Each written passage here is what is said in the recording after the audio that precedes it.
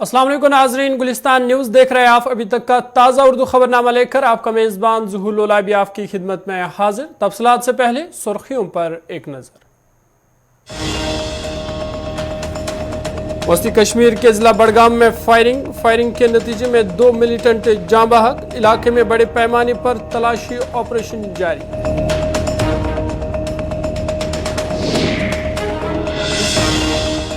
जम्मू कश्मीर में खुश्क मौसम के बीच सर्दी में काफ़ी शिद्दत। जम्मू श्रीनगर कौमी शाहराह पर ट्रैफिक रवां दवां। 19 जनवरी से बर्फबारी का इम्कान, महकमा मौसमियात।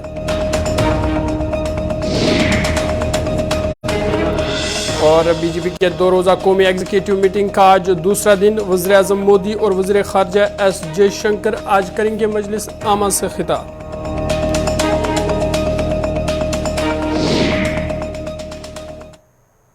सुर्खियों के बाद खबरें तफसीलात के साथ। जिला बड़गाम से अभी तक की बड़ी और अहम खबर आपको बता दी, फौज और पुलिस ने मुश्तरका कार्रवाई में 2 मिलिटेंट को जाम बहक कर दिया है। तफसीलात के मुताबिक खुफिया इत्तला मिलने पर फौज और पुलिस की मुश्तरका टीम ने नाके लगाए, जिस दौरान एक गाड़ी को रुकने का इशारा किया गया, ताहम गाड़ी नाके से फरार होने लगी। जिसके बाद गाड़ी में सवार नामालूम मसला अफराद ने फौज की मुश्तरका पार्टी पर गोली चलाई, जिसके जवाब में फौज ने भी गोली चलाई, जिसके नतीजे में अब तक 2 मिलिटेंटों की मारे जाने की तस्दीक हो पाई है। और इनकी शनाख्त लश्कर तैयबा तंजीम से वाबस्ता अरबाज मीर और शाहिद शेख के बतौर हुई है। इलाके में फौज और पुलिस की जानिब से पहरा सख्त किया गया है और तलाशी कार्रवाई जारी है।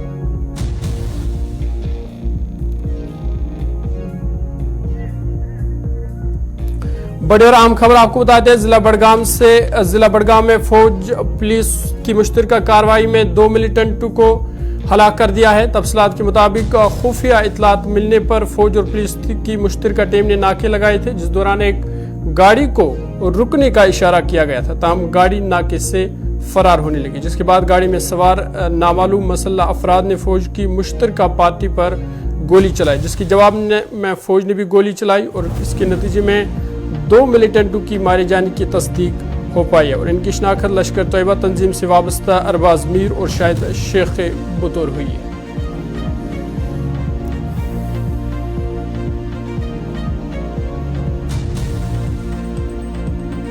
बड़ी और अहम खबर वस्ती कश्मीर के जिला बड़गाम से। बड़गाम में फौज और पुलिस की मुश्तरका कार्रवाई में 2 मिलिटेंटों को हलाक कर दिया है। बताया जा रहा है कि खुफिया इत्तलात मिलने पर फौज और पुलिस की मुश्तरका टीम ने नाके लगाए थे, जिसके बाद एक गाड़ी को रुकने का इशारा किया गया, तब गाड़ी नहीं रुकी। चलिए बड़गाम आपको ले चलते हैं, जहां हमारे नुमाइंदे अशरफ हमारे साथ ज्वाइन किया है। अशरफ, क्या कुछ मजीद ताज़ा जानकारी है, अपडेट कीजिएगा। मैं इस वक्त उसी जगह पे मौजूद हूं जहां पर कुछ देर पहले इनकाउंटर हुआ है। अब जो है इनकाउंटर खत्म भी हो चुका है। यही वो जगह है जहां पर सुबह करीबन 10:15 बजे के करीब फायरिंग होती है और फायरिंग जो है इनकाउंटर में तब्दील हो जाती है। अभी तक जो है 2 डेड बॉडीज को भी रिकवर किया गया है, जिनकी शिनाख्त भी हो चुकी है। यही वो जो आप देख सकते हैं यहाँ पर इस पूरी लोग जो है यहाँ जमा हुए हैं। ये वो जगह है जहाँ एक तो कोर्ट यहाँ नजदीकी है और दूसरा ये कि अस्पताल रोड है और तीसरा ये जो रोड जा रहा है ये एसपी ऑफिस, जितने भी एसेंशियल ऑफिस है यही रोड है जहां वो जाता है। और सुबह जैसे ही फायरिंग उसके बाद दोनों तरफ से इस रोड को बंद कर दिया गया है और इस वक्त की सूरत है 2 डेड बॉडीज अभी तक जो है इस इनकाउंटर में रिकवर की गई है। और साथ ही जो है आईजी कश्मीर यहाँ पर खुद डीआईजी सेंट्रल कश्मीर सुजीत कुमार जी आए थे, वो भी अब यहाँ से निकले हैं। चाहे सीआरपीएफ हो, आर्मी हो, जितने भी एजेंसियां हैं वो यहाँ पर मौजूद थे। और कुछ देर के बाद कुछ देर में ये इनकाउंटर भी खत्म भी हुआ। अब जो है आहिस्ता आहिस्ता यहाँ से सिक्योरिटी फोर्सेस निकलती हुई नजर आ रही है। अब यहाँ पर आप देखिए लोकल्स की भी एक बड़ी तादाद यहाँ पर मौजूद है।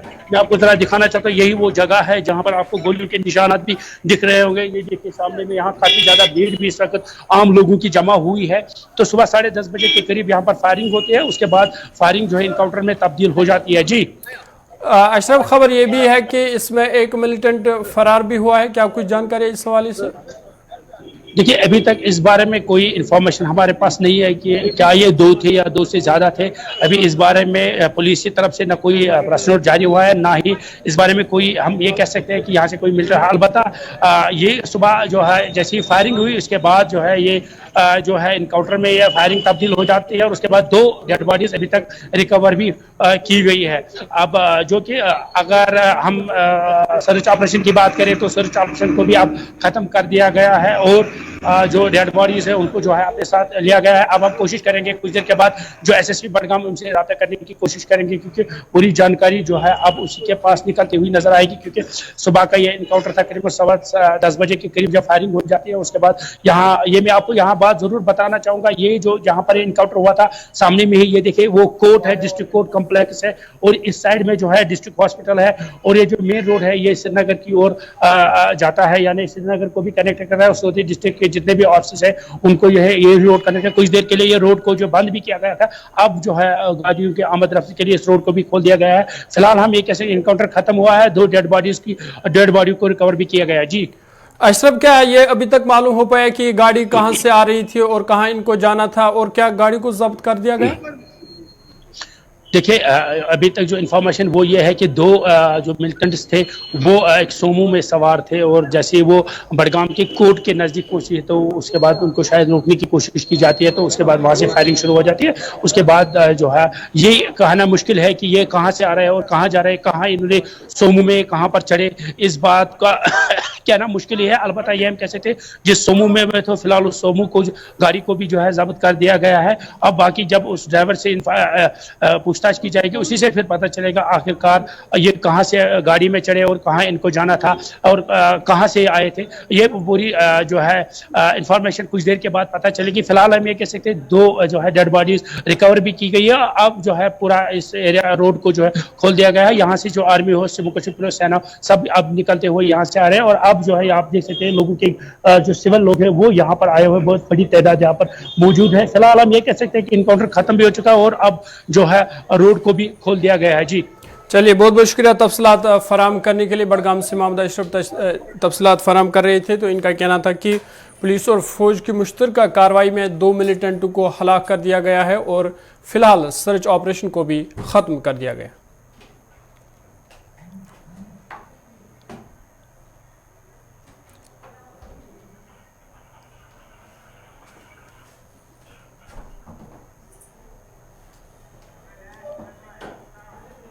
आगे बढ़ते हैं। बीजेपी के 2 रोज़ा कौमी एग्जीक्यूटिव मीटिंग 16 जनवरी यानी पीर से दिल्ली में शुरू हुई है और आज मजलिस आमा का दूसरा दिन है और आज वज़ीर आज़म नरेंद्र मोदी और वज़ीर ख़ारजा एस जयशंकर मजलिस आमा से खिताब करेंगे।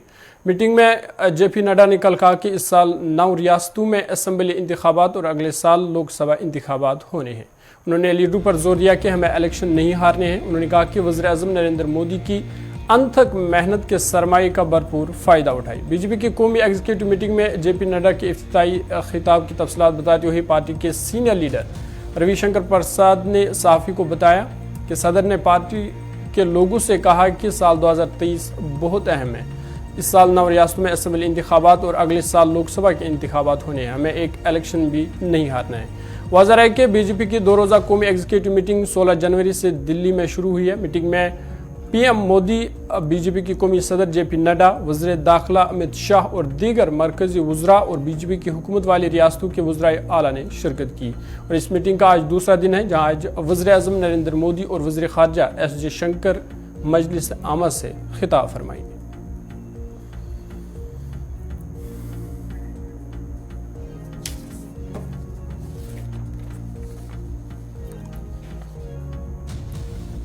बीजेपी मजलिस आमा का आज दूसरा दिन है और आज वज़ीर आज़म नरेंद्र मोदी और वज़ीर ख़ारजा एस जयशंकर मजलिस आमा से खिताब फरमाएंगे। आपको बता दी पीर के रोज़ ये मीटिंग शुरू हुई थी जिसमें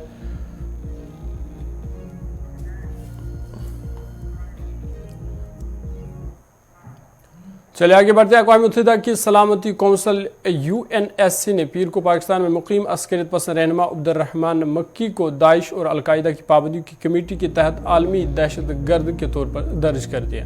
ये फहरिस्त उस वक्त सामने आई है जब चीन ने गुज़श्ता साल भारत को लश्कर तैयबा LET के रहनुमा को आलमी दहशत गर्द करार देने की कोशिश की थी। जून 2022 में भारत ने चीन पर तनकीद की जब ने अस्करियत पसंद अब्दुर्रहमान मक्की को पाबंदियों की कमेटी के तहत फहरिस्त में शामिल करने की तजवीज़ को रोक दिया था, जिसे UNSC 1267 कमेटी भी कहा जाता है। अक़वाम मुत्तहिदा ने एक बयान में कहा कि 16 जनवरी 2023 को सलामती कौंसिल की कमेटी बराए दाइश, अलकायदा और मुतल्लिका अफराद, ग्रोहों और इदारों ने करारदाद 1267, 1999, 1989, 2011 और 2253, 2015 के मुताबिक इसकी मंजूरी दी।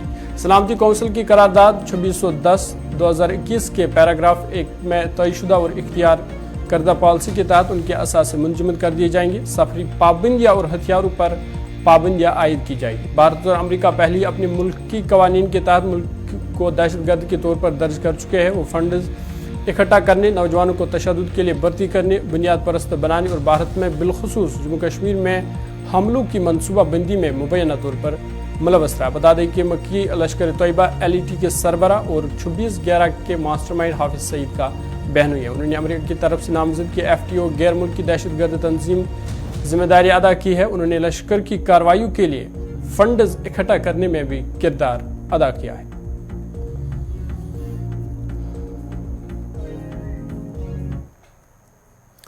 आगे बढ़ते हैं, बात मौसम की करते हैं। आपको बता दें जम्मू कश्मीर में खुश्क मौसम के बीच सर्दी में काफ़ी शिद्दत महसूस की जा रही है, जिस वजह से शहर श्रीनगर में -1.9 डिग्री दर्ज हरारत रिकॉर्ड किया गया। इधर महकमा मौसमियात की पेशनगोई के मुताबिक 19 जनवरी से मौसम में तब्दीली आ सकती है। पहाड़ी इलाकों में बर्फबारी जबकि मैदानी इलाकों में बारिशों के साथ साथ हल्की बर्फबारी हो सकती है। इधर पांथाल के मकाम पर पसिया गिराने के बाद शाहरा को जहां ट्रैफिक के आमदरफ्त के लिए बंद कर दिया गया था, तमाम सड़क पर से मलबा हटाने के बाद शाहरा को फिर से ट्रैफिक के लिए बहाल कर दिया गया और छोटी गाड़ियों को दोनों तरफ से चलने की इजाज़त है।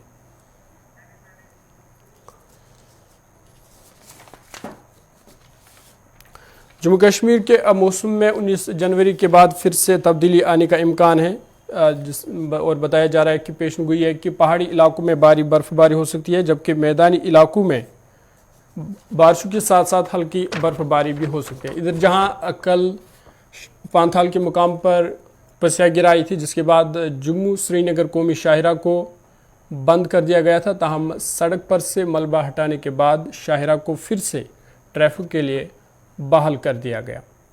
छोटी गाड़ियों को दोनों तरफ से चलने की इजाज़त है जबकि बड़ी गाड़ियों को एक तरफा ट्रैफिक के लिए बहाल कर दिया गया।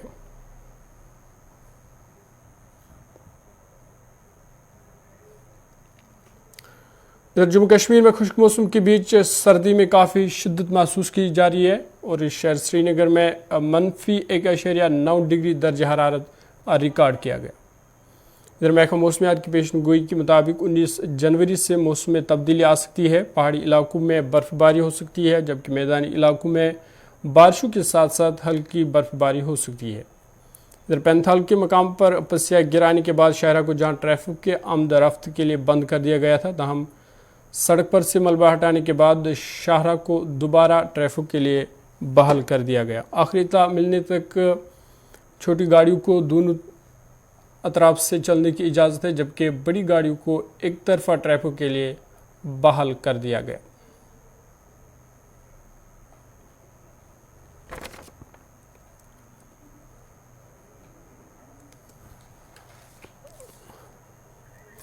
नदीम हमारे साथ ज्वाइन किया। नदीम, क्या कुछ मजीद अपडेट है शाहरा के हवाले से, अपडेट कीजिएगा। जी बिल्कुल। और देखिए हाईवे की जहां हम बात करें, क्योंकि हमने देखा था कि खुशगवार मौसम के बीच भी पंथियाल के मकाम पर पसियां गिराई थी जिस वजह से गाड़ियों की आमद बंद हो गई थी।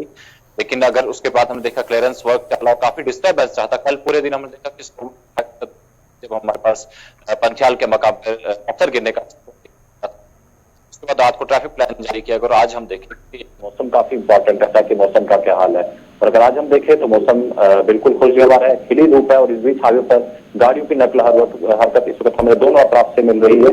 देखने को मिल रही है, जहां हम देख रहे हैं कि एलएमवी की नकलो हरकत देखने को मिल रही है। ऐसे अगर देखिए कल भी इस तरह से डिस्टर्बेंस हुई, अगर उस तरह से कोई डिस्टर्बेंस होती है तो जाहिर सी बात है खलल तो पड़ेगा, लेकिन फिलहाल आज की डेट में खुशगवार मौसम के बीच गाड़ियों की आमद श्रीनगर जम्मू को इशारा पर जारी है। जी जरूर। चलिए, बहुत बहुत शुक्रिया तफसीलात फराम करने के लिए। नदीम हमारे साथ है रामबन से, जिनका कहना था कि फिलहाल शाहराह पर ट्रैफिक रवां दवा है और दोनों अतराफ से गाड़ियों को चलने की इजाज़त है।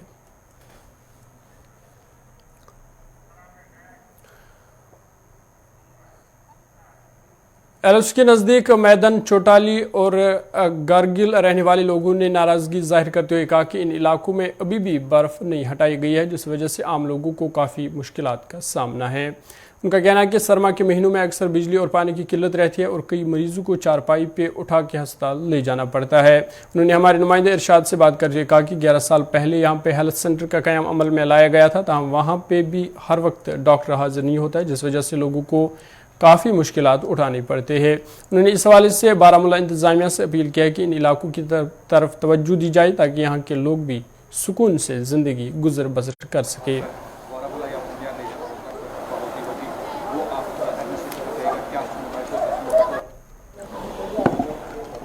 जैसे वो क्या बोलते हैं उसको, वो बर्फ पूरी जो नीचे जम जाती है वो नहीं उठा सकते, जो बर्फ नीचे जम जाती है वो नहीं उठा सकती। जैसे कोई मेन पेशेंट है या कोई अकेला या सिंगल गाड़ी में तो कोई बंदा यहाँ से बुनियाद जा नहीं सकता, उसकी गाड़ी चढ़ेगी नहीं। सोमो वाले भी चढ़ते हैं, वो चेन लगा के, फिर उसका वो किराया भी थोड़ा ज्यादा लेते हैं। तो मान लो इस महीने में बड़ी मुश्किलात होती है, जनवरी फरवरी में तो मुश्किलात है। बुनियाद से ऊपर आई नहीं मिट्टी का तेल, मिट्टी के तेल की बहुत मुश्किलात है हमें। हेल्थ की कैसी फैसिलिटी है इस इलाके में? हेल्थ की भी इधर ये NTPHC है, इसमें एक वो MBBS डॉक्टर आता है हफ्ते में 2 बार, तो और वो है मेडिकल असिस्टेंट, लेकिन दवाई नहीं है ना। उस वक्त कोई बीमार हो जाता है फिर उसको उठा के चारपाई पर नीचे बुनियाद में लेना पड़ता है, उधर भी अगर उससे भी ज्यादा होगा फिर बारामूला लेना पड़ता है। फौज एडमिनिस्ट्रेशन से पहले फौज मदद करती है इधर। हाँ सर, तो क्या ताकि के माध्यम हमारी ये अपील रहेगी कि एडमिनिस्ट्रेशन तक ये बात हमारी पहुंचे, ताकि हमारी भी कुछ थोड़ी बहुत मदद हो सके एडमिनिस्ट्रेशन से।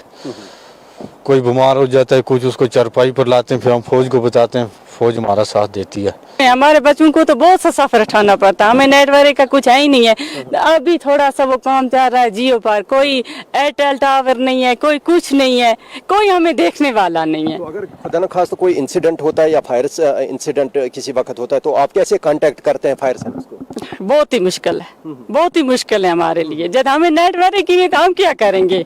नेटवर्क आज आपको पता है कितनी परेशानियों से इंसान दूर हो सकता है, कभी फोन करता है, कभी कुछ करता है। बच्चों को पढ़ाई में हमें वो कुछ नहीं है। BS सेंटर, इसमें एक नर्स, एक कंपाउंडर और कोई MBBS डॉक्टर आता है हफ्ते में 2 बार।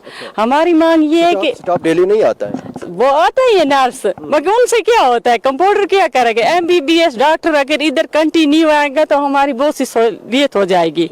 जो बहुत से पीछे इलाके हैं हमें, वो बेचारे दर बदर हो जाते हैं, दर दर की ठोकरें खाते हैं। तो उनको कैसी फैसिलिटी है उसे?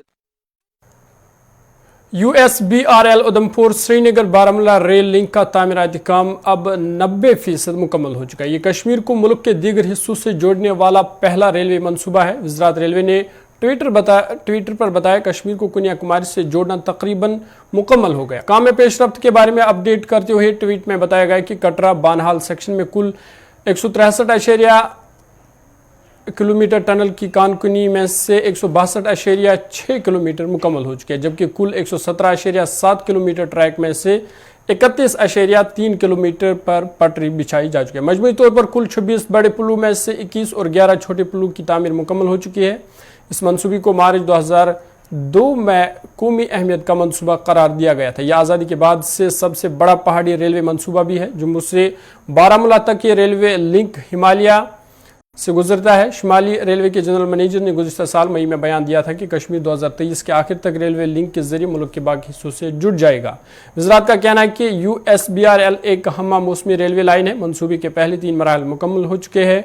कटरा और बानहाल के दरमियान 111 किलोमीटर के टॉपोग्राफिकल चैलेंजिंग सेक्शन पर काम जारी है। उधमपुर से कटरा तक 25 किलोमीटर के 3 हिस्सों, बानहाल से काजीगुंड तक 18 किलोमीटर और काजीगुंड से बारामूला तक 118 किलोमीटर के 3 हिस्सों पर रेल लाइन बिछाई गई है। वही कश्मीर में बारामुल्ला, बानहल, जम्मू रीजन में जम्मू, उधमपुर, कटरा के दरमियान ट्रेनें चल रही है। मरकजी वज़ीर ममलिकत डॉक्टर जितेंद्र सिंह ने हाल ही में USBRL प्रोजेक्ट के तहत ज़ेर तामीर अंजी खड़ पुल की ताज़ा तरीन तस्वीर शेयर की। एलजी मनोज सिन्हा ने जम्मू में PM मोदी की सरगर्मियों पर मुश्तमिल एक किताब का इजरा किया है जिसका नाम एग्जाम वेरियर्स रखा गया। ये किताब हिंदी, उर्दू और अंग्रेजी में एक साथ मंजराम पर आई है और इस किताब में तलबा को कैसे इम्तिहानात से घबराने के बजाय पुरअमन मुकाबला करना चाहिए इसका बखूबी जिक्र है। एलजी मनोज सिन्हा ने आज की इस तकरीब में एक तरफ जहां इस किताब की अहमियत व इफादियत पर रोशनी डाली है, वहीं दूसरी जानिब उन्होंने तमाम ज़िले इंतजामिया से न्यू एजुकेशन पॉलिसी के नफाज की हिदायत भी की। ये सौभाग्य इस पीढ़ी को मिला है कि लंबे समय से जिसकी ज़रूरत देश महसूस कर रहा था, एक नेशनल एजुकेशन पॉलिसी पूरे देश में बनी है। अब ये सही ढंग से जम्मू कश्मीर में लागू हो, इसकी जिम्मेदारी आप सबके कंधों पर है और मुझे लगता है कि इसमें हमको पूरी शिद्दत के साथ जुट करके काम करने की आवश्यकता है। मैं जानता हूं कि पिछले वर्षों में आप सबने काफ़ी परिवर्तन किए हैं और अच्छी दिशा में स्कूली शिक्षा हमारी आगे बढ़ रही है, लेकिन एक आदर्श शिक्षा कैसे विद्यार्थी को मिल सकती है, इसमें और भी क्या क्या इंटरवेंशंस आपकी ओर से हो सकते हैं, मुझे लगता है ये सबको मिलजुल करके प्रयास करने की आवश्यकता है। शुरू से ही जम्मू कश्मीर ज्ञान और विद्या के मामले में पूरे देश में जाना जाता रहा है। फिर से जम्मू कश्मीर वो गौरव प्राप्त करे, ये दायित्व तो आप सबके कंधों पर है और मैं आप सबसे अनुरोध करूंगा कि इस दायित्व को हम खुद समझें और बेहतर वातावरण कायम करने की कोशिश करें। बीच में जो हस्तक्षेप आप सबने किया है, तलाश ऐप के माध्यम से जो बच्चे स्कूल छोड़ गए थे उनको वापस लाना, ढेर सारे परिवर्तनों से मैं वाकिफ हूँ, अच्छा प्रयास हुआ है और मैं कह सकता हूँ कि इसे और आगे बढ़ाने की जरूरत है। करिकुलम को लेकर के आप सबको मैं जरूर सजेस्ट करना चाहूँगा कि अब करिकुलम हमें एक तो सामान्य रूप से मुझे लगता है कि CBSE में जो पैटर्न है 80% हम वही फॉलो कर रहे हैं, 20% जो है वो स्थानीय लोकल कंटेंट है। तो जिन लोगों ने जम्मू कश्मीर को आगे बढ़ाने में अपना योगदान दिया है, डिफरेंट फील्ड्स के लोग हैं, मुझे लगता है कि उनके बारे में जम्मू कश्मीर की नौजवान पीढ़ी जाने, ये हम सबका दायित्व है। मातृभाषा में शिक्षा, ये प्राइमरी स्कूल में विशेष रूप से आगे आने वाले दिनों में हमको देखना होगा कि डोगरी भी पढ़ाई जाए, कश्मीरी भी पढ़ाई जाए, पंजाबी भी पढ़ाई जाए। इन भाषाओं को कैसे हम समृद्ध कर सकते हैं, क्या वो यहाँ की स्थानीय और भी भाषाएं हैं, गोजरी है, तो इन भाषाओं को कैसे हम पूरा इनका विस्तार व्यापक रूप से कर सकते हैं, इसमें एक नए सिरे से प्रयास की आवश्यकता है और NEP पूरी तरह से राजौरी रेगबान से मलोहा तक मोटर पुल का काम 2012 में शुरू किया गया था, ताहम 10 साल गुजर जाने के बाद भी अभी तक पुल का काम मुकम्मल नहीं हो पाया है, जिससे मकामी लोगों को मुश्किलात का सामना है। मकामी लोगों जान खतरे में डालकर दरिया को पार करते हैं, ताहम मकामी लोगों के मुताबिक खतरात अभी भी कम नहीं हैं। मज़ीद तफसीलात जमशीद मलिक से सुनते हैं। कश्मीर के अंदर तहमीर और तरक्की के दावे और ज़मीनी सतह के हालात बिल्कुल बरअक्स नजर आते हैं। जहां आपको मैं ये इलाका दिखाता हूं, ये ब्रिज जिसका काम 2012 में शुरू हुआ और रैकीबा और मुलुत के नाम से, रैकीबा से मुलुत के साथ लगने वाले कई पंचायतें हैं, इसमें दर्जनों से ज़्यादा पंचायतें हैं जिनको ये जोड़ने के लिए ब्रिज का काम 2012 में शुरू किया गया और 2012 में इसका पहला ये पिलर खड़ा किया गया और उसके बाद लास्ट वाला पिलर खड़ा किया गया। उसके बाद 6 साल के बाद दोबारा 2018 में इसके सेंटर के जो दरमियान के जो पिलर हैं वो खड़े किए और आज 2022 है, उसके बाद फिर काम दोबारा बंद हो चुका है। क्या कारण है इसके काम बंद होने से और इस पुल के ना बनने से लोगों को कितनी मुश्किलों का सामना करना पड़ता है? हमारे साथ एक मकामी यहीं के हैं, आरिफ साहब, आप लोगों को कितनी मुश्किलें आती है इस पुल के ना बनने से? देखिए जमशेद जी, पहले बात तो ये है कि हम आपका शुक्रिया अदा करते हैं कि आप आए और इस चीज़ को न्यूज़ कवर करने के लिए। ये ब्रिज जो है ये रकीबा और मलूत के नाम से है, मलूत ब्रिज के नाम से ये इसका जो काम स्टार्ट हुआ था ये 10 साल पहले स्टार्ट हुआ था और आज 10 साल से ज़्यादा का वर्षा हो चुका है, अभी तक ये कंप्लीट नहीं हुआ है। पता नहीं क्या कारण रहे ये काम बीच में रुक गया है। आपको बड़ी बात ये बताऊं कि ये इस एरिया के जो लोग हैं उनकी ज़मीनें जो हैं वो इधर हैं। जब भी ये नाला आता है और वो लोग इधर रिवर या दरिया ये क्रॉस नहीं कर सकते हैं और अगर ये ब्रिज बन जाता तो उन लोगों को इतना फ़ायदा होता था कि उनकी वो सुबह शाम अपनी ज़मीनों में आके यहाँ खेती बाड़ी कर सकते थे। और ये जो है ये ब्रिज जो है कमो पेश जो है 15 पंचायतें इधर की और 15 पंचायतें उधर की, उनको लोगों को आपस में कनेक्ट करता है। और पता नहीं सरकार की क्या मजबूरी रही या फंड की कमी रही या किस वजह से ये काम जो है अभी तक ये स्टार्ट नहीं हो पाया और ये अभी तक ये कम्प्लीट नहीं हो पाया। जिस तरह आपने कहा कि दर्जनों पंचायतें हैं, अगर इन लोगों के लिए जब ये नाला बहुत पानी इसमें भर जाता है, सर्दियों का मौसम भी है, फिर इन लोगों का शहर की तरफ या दूसरे इलाकों की जाने से कोई और रास्ता? ये इनको कम से कम जो है 20-25 किलोमीटर का सफ़र तय करना पड़ता है वापस अपनी इस ज़मीन में आने के लिए या स्कूल आने के लिए या जो हॉस्पिटल हैं वो भी मैक्सिमम इधर हैं, उनको इधर आने के लिए 25 या 30 किलोमीटर का सफ़र करके या रजौरी जाना पड़ता है या दरहाल जाना पड़ता है। उन लोगों के लिए सबसे बहुत बड़ी प्रॉब्लम है, क्योंकि अगर ये ब्रिज बन जाता तो उनकी ये बहुत सारी जो दिक्कतें हैं ये प्रॉब्लम वो सॉल्व हो सकती थी। ये थे हमारे साथ एक मकामी आरिफ साहब। जिस तरह मैं आपको बता रहा हूँ कि बताया जा रहा है 7 से 8 करोड़ रुपए का ये प्रोजेक्ट था जिसपे काम 2018 में शुरू किया गया और 6 साल में इसके 2 पिलर खड़े किए और 6 साल के बाद दोबारा 2018 में इसके 2 पिलर मजीद और खड़े किए गए और 4 साल बीत चुके, उसके बाद भी ये पुल का काम आज पूरी तरह मुकम्मल नहीं हो पाया, जिससे लोगों को कई किस्म की मुश्किलात का सामना करना पड़ता है। दरहाल के अंदर ये दूर दराज इलाका दरहाल का जो बुनियादी सहूलियात से पहले ही अदम दस्तयाबी से 2-4 है, उसके साथ साथ लगने वाले ये जो नदी नालों पर पुल हैं इनके कामों में ताखीर से लोगों को कई किस्म की परेशानियों का सामना करना पड़ता है, जिसके चलते लोगों की तरफ से महकमा PWD पर कई तरह के इल्ज़ाम भी आयद किए जाते हैं। राहुल सुदन के साथ जमशेद मलिक, गुलिस्तान न्यूज़, दरहाल, राजौरी। चलिए अभी तक के ताज़ा उर्दू खबरनामे में इतना ही। अपने मेज़बान ज़ुहूर लोलाबी को दीजिए इजाज़त। आप देखते रहिए गुलिस्तान न्यूज़।